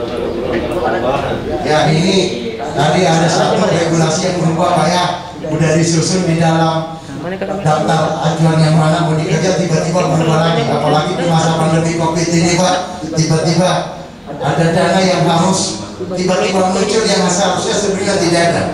Kan begitu Pak. Atau misalnya sudah ditetapkan dalam APBDes, tiba-tiba ada lagi ketentuan yang baru bahwa harus diubah lagi. Perubahan-perubahan seperti begitu jangan kita jadi takut Pak, jangan takut. Karena perubahan itu semuanya memiliki dasar hukum. Yang terjadi itu kalau kita yang mau mengubah-ubah sesuai dengan selera kita, kita mau ubah lagi sesuai dengan gaya kita. Tapi kalau perubahan karena memang ketentuan yang mengaturnya seperti itu ada, kemudian kebijakan pemerintah memang ada pada saat itu untuk merubah regulasi, maka itu tidak menjadi soal. Contoh misalnya tiba-tiba, oh harus lagi diarahkan sekian persen untuk COVID, penanganan COVID gitu loh. Yang sebelumnya hanya 10%, tiba-tiba diminta menjadi 30% dengan memakai dana desa. Itu boleh. Dan jangan ragu. Dan jangan ragu. Nah, terkait misalnya perubahan karena dikehendaki, ada pun tata caranya Pak. Mau mengalihkan itu tadi, misalnya dana BLT tadi yang saya contohkan, mau dialihkan boleh kok. Memang di situ tidak ada penerima BLT. Jadi kalau tidak ada penerima BLT, berarti anggaran itu nggak kepake kan? Harus kembali karena tidak ada penerima BLT. Bisa kok dialihkan. Makanya tadi, apapun yang Bapak mau lakukan, jasa pengacara negara melalui Datun, si Jamilah siap, kemudian bidang intelijen juga siap melayani. Kami adalah milik Takalar Pak. Kami adalah milik Takalar dan kami akan berbuat insya Allah yang terbaik untuk Takalar. Tapi kami butuh dukungan. Karena kalau kami nggak didukung sia-sia Pak. Jamilahnya ada tapi nggak dipakai gitu loh. Sayang, barangnya nggak dipakai Pak. Masih barang bagus ini Pak, masih baru. Belum sebulan Pak Jamilah dibentuk. Ya Pak ya. Oke Pak, bisa dipahami. Silakan bekerja, jangan ragu. Telepon Jamilah. Oke Pak, terima kasih. Baik, tambahan dari inspektor misalkan. Terima kasih banyak Pak Ceri atas penjelasannya. Untuk desa Kartinulam, kalau ada aturan yang berubah seperti yang dicontohkan Pak Kadang, pertama sedana kopi 1%, kemudian peluang jadi 20. Jangan takut, silakan undang BPD. Pak Desa bisa undang BPD dan masyarakat dan rapat untuk perubahan APBDes. Tuangkan dalam perubahan APBDes, silakan. Supaya tidak menjadi kebungan setak kalau sudah ada diangkatkan dituangkan dalam perubahan APBDes. Hanya itu yang saya sampaikan. Terima kasih. Mungkin ada tambahan dari Pak Kadis PMD? Cukup? Baik, selanjutnya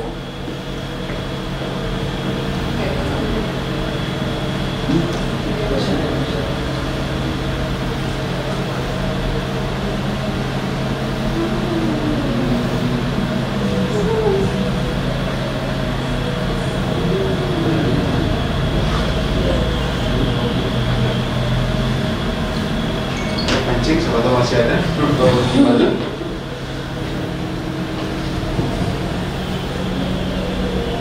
bagaimana Bapak Ibu sekalian?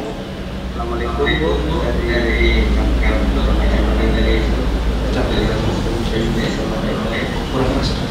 Baik, dari Pemdes Bontoloe, Kecamatan Galesong. Bisa volume suaranya diginikan? Terima kasih Bu. Assalamualaikum warahmatullahi wabarakatuh. Waalaikumsalam warahmatullahi wabarakatuh. Nama Jaharuddin Estos, PJ Kepala Desa Bontoloe. Yang ingin kami tanyakan di sini tentang proses hukum yang berjalan di Desa Bontoloe, yakni mantan PLT Sedulur Kalu, karena KPPI meminta untuk pembentukan anggaran Desa Bontoloe ada keputusan tentang berapa dana yang dirugikan, dana yang yang dikesankan oleh mantan PLT begitu. Kenapa dimana? Karena KPPI meminta untuk ada keputusan dari kejaksaan atau keputusan ingkrah dana yang itu yang kami tanyakan, atau karena kasus ini sudah di tingkat persidangan, apakah ini sudah bisa pihak inspektorat yang berkoordinasi ke kejaksaan atau pengadilan, Pak? Itu yang ingin kami tanyakan. Terima kasih Pak. Assalamualaikum warahmatullahi wabarakatuh. Terkait proses hukum di Desa Bontoloe. Baik, saya persilakan Pak dari Kakala. Bismillahirrahmanirrahim. Jadi Desa Bontoloe terkait proses hukum yang sedang berjalan terhadap oknum yang pernah menjabat. Saya tidak bisa mengomentari terlalu dalam karena ini masih tahapan proses persidangan. Satu hal yang saya bisa katakan bahwa sebelum ada putusan yang ingkrah yang berkekuatan hukum tetap, maka kita boleh memakai kata masih menduga. Kita menduga karena prosesnya masih berjalan dan tidak boleh dikomentari terhadap proses yang sementara berjalan. Mari kita berikan kepercayaan kepada jaksa penuntut umum untuk membuktikan perkara ini, bahwa apa yang didakwakan terhadap mantan kepala desa Bontoloe itu bisa dibuktikan melakukan dugaan tindak pidana korupsi yang merugikan keuangan negara. Berapa nilai kerugian negaranya itu telah dihitung oleh inspektorat. Dalam perkara ini yang menjadi ahli di dalam perhitungan kerugian negara adalah auditor dari Inspektorat Kabupaten Tagalar yang besarannya juga ditentukan oleh ahli dari auditor. Nanti kita lihat hasil proses persidangannya, karena sekarang masih pemeriksaan saksi-saksi, pasal berapa yang dilakukan, berapa kerugian negara, ataukah hakim berpendapat lain. Kita harus hormati proses hukum yang sedang berlangsung saat ini. Demikian yang saya bisa sampaikan, Pak. Ada tambahan dari Pak Inspektur?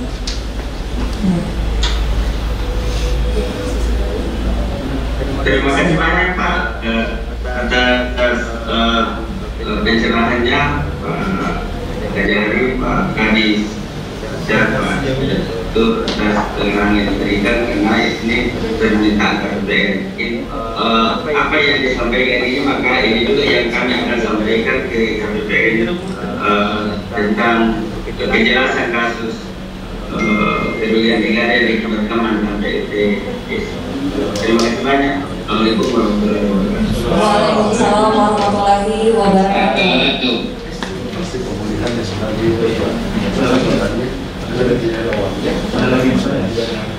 Baik, kepada pemerintah desa Kabupaten Tagalar, ada lagi yang ingin mengajukan pertanyaan atau tanggapan?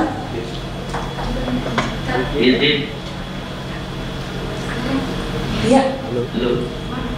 Kalau Pak, bisa disebutkan dari mana namanya dan asal? Saya dari pemerintah desa Bintang, Bu. Pemerintah desa Bintang. Desa Selatan. Ya, ya Pak. Assalamualaikum warahmatullahi wabarakatuh. Waalaikumsalam warahmatullahi wabarakatuh. Ya, yang pertama-tama yang kami hormati Bapak Kejari Kabupaten Tagalar, yang kami hormati Bapak Inspektorat Kabupaten Tagalar serta Bapak Kadis Sosial dan BMD Kabupaten Tagalar. Terkait dengan dialog virtual yang kita laksanakan hari ini merupakan suatu momen yang terbaik bagi kami, khususnya di pemerintah desa, dalam mengawal terkait dengan percepatan ekonomi rakyat, khususnya di desa. Oleh itu ada beberapa kali yang sempat saya garis bawahi terkait dengan penjelasan baik dari Bapak Kejari maupun dari Pak Kadis BMD maupun dari Kepala Inspektorat terkait dengan acara kita hari ini. Yang pertama ini kami sampaikan terkait dengan konsekuensi atau aturan yang ada di desa, baik itu yang mengatur terkait dengan perangkat desa itu sendiri, Bu.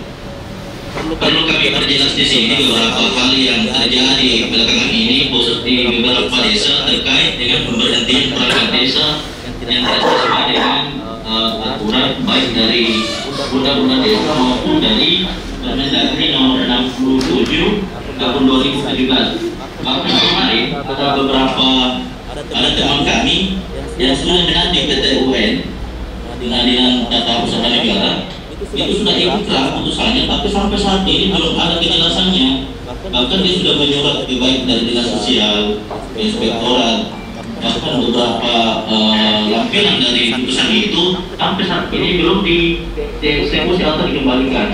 Oleh itu kami selaku mewakili teman yang sampai saat ini belum mendapat kejelasan terkait dengan putusan itu tadi, meminta kejelasan apakah nantinya ini akan berimbas kepada teman-teman kita, karena kita akan tahu bahwasanya setelah ini akan ada pilkades yang akan menjadi momen bagi teman-teman atau karena semacam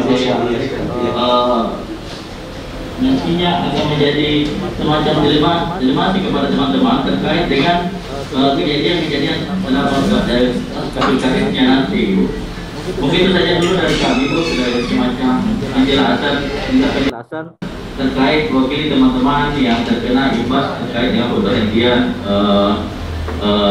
jadi perangkat desa yang tidak sesuai dengan aturan dan regulasi yang berlaku. Mungkin itu saja, Bu, Bapak. Ya, terima kasih Pak. Assalamualaikum warahmatullahi wabarakatuh. Ya, pertanyaan terkait pemberhentian perangkat desa yang tidak sesuai dengan regulasi baik dalam undang-undang desa maupun Permendagri nomor 7 tahun 2017. Jadi ada kasus yang telah memenangkan di kasus yang telah inkrah memenangkan di PT UN namun belum dilakukan eksekusi. Saya persilakan kepada Pak Kajari untuk menanggapi. Ya, makasih moderator. Terkait pemberhentian aparatur ini ya, perangkat desa yang dilakukan oleh kepala desa. Terus kewenangan itu memang jadi begini, siapa yang mengangkat maka dia yang memberhentikan. Di konsep ini konsep dasar tersebut, si A diangkat oleh si B maka si B bisa memberhentikan si A. Memang benar bahwa pemberhentian itu tidak boleh dilakukan secara sewenang-wenang. Karena ketika dilakukan dengan secara sewenang-wenang, maka ada kamar hukum tersendiri yang mengaturnya. Dan ini Peradilan Tata Usaha Negara. Sebuah keputusan itu bisa diketurkan manakala memenuhi syarat. Terus bagaimana ketika hasil Peradilan Tata Usaha menyatakan bahwa keputusan yang diambil oleh seorang kepala desa itu cacat hukum. Nah, dalam ilmu hukum itu putusan itu sifatnya ada dua. Ada bersifat eksekutoir dan ada bersifat deklaratoir. Kalau eksekutoir maka sifatnya harus dilakukan eksekusi. Contoh dalam putusan pidana, jaksa di situ berfungsi selaku eksekutor terhadap penetapan hasil putusan pengadilan. Ini adalah putusan yang sifatnya eksekutoir. Menghukum seseorang di pidana sekian tahun, maka jaksa melakukan eksekusi terhadap putusan pengadilan tersebut. Bagaimana dengan yang deklaratoir? Deklaratoir ada putusan tetapi hanya mendeklarasikan, mengumumkan. Siapa yang harus melaksanakan? Nah, kembali dalam kasus yang diangkat tadi oleh teman kita, maka yang harus melaksanakan adalah yang memberhentikan aparat desa tadi, perangkat desa tadi. Bagaimana kalau dia tidak berhentikan? Ini hukuman, ini ketentuan hukumnya juga nggak jelas mengaturnya. Karena dikembalikan ke dia. Dia mau tunduk kepada putusan PT UN tersebut. Itu adalah memang yang diharapkan. Tapi ketika dia tidak tunduk, maka ada tidak upaya yang lain yang memaksakan bahwa ketika dia tidak tunduk dia harus seperti begini. Ternyata tidak ada. Itulah tadi sifatnya deklaratoir. Olehnya itu masyarakat harus pintar-pintar memilih pimpinan. Penentuan pimpinan ada di tangan masyarakat. Harus punya pimpinan yang memiliki komitmen untuk melakukan penegakan hukum. Ini regulasinya yang memang terputus sampai di situ. Ketentuannya terputus sampai di situ. Jadi hanya bersifat mendeklarasikan, tidak bersifat mengeksekusi. Nah, di sini kan pada saat ini ada dari Kadis PMD, dan Kadis PMD memang tugas fungsinya adalah masuk ke ranah yang seperti itu tadi. Itu. Bagaimana penilaian pemerintah daerah terhadap oknum kepala desa yang melakukan seperti begitu? Mungkin sangat tepat kalau nanti Pak Kadis saya yang memaparkan sedikit. Saya hanya memaparkan dasar pola pijakan hukumnya. Lebih dan kurangnya mohon dimaafkan.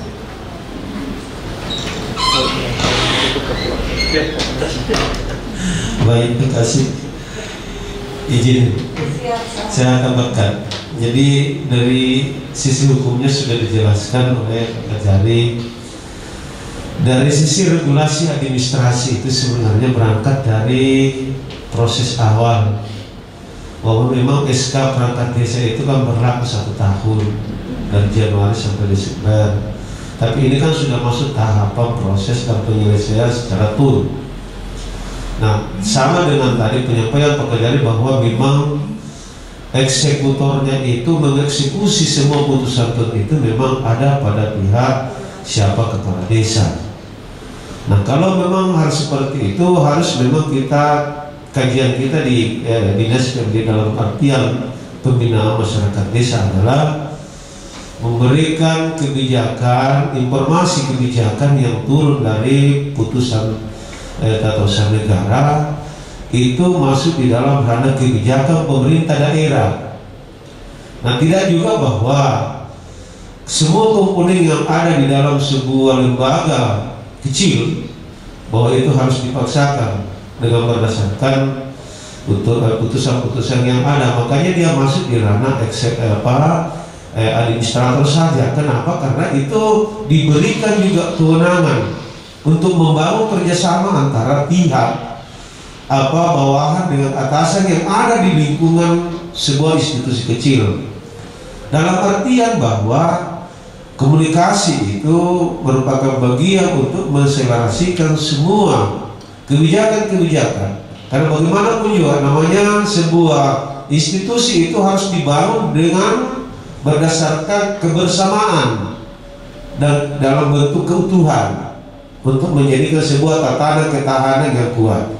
Nah, di sini sebenarnya miskomunikasinya seringkali terjadi bahwa terkadang kan ada arogansi di dalamnya yang membuat ke satu sisi atau di sisi lain ada satu sisi di dalam mungkin di dalam sebuah pemerintahan atau kepimpinan, tapi di sisi lain juga tidak ada kebersahajataan yang dibangun oleh sebuah anak buah dengan pimpinan. Sebenarnya komunikasi ini bisa dibangun dan bisa saya kira diciptakan suasana mereka bisa terakomodir.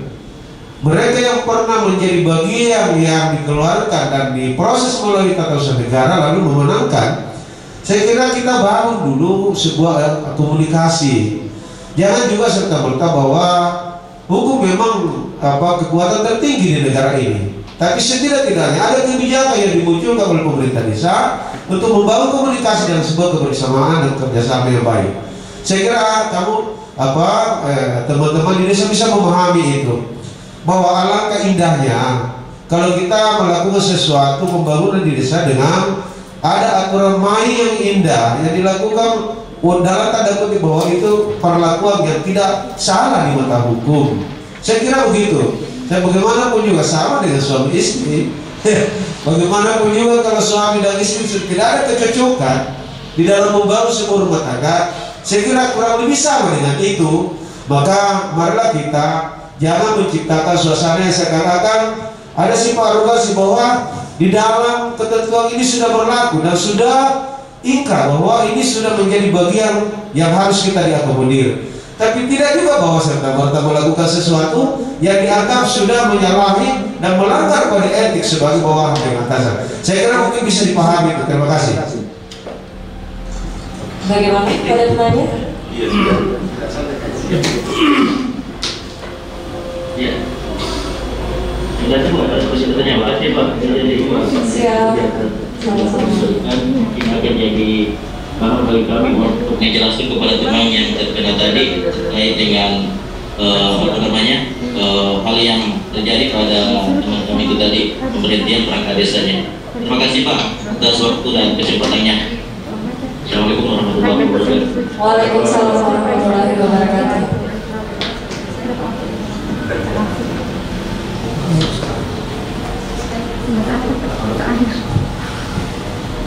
Dan itulah tadi dialog virtual bersama dengan pemerintah desa se-Kabupaten Takalar.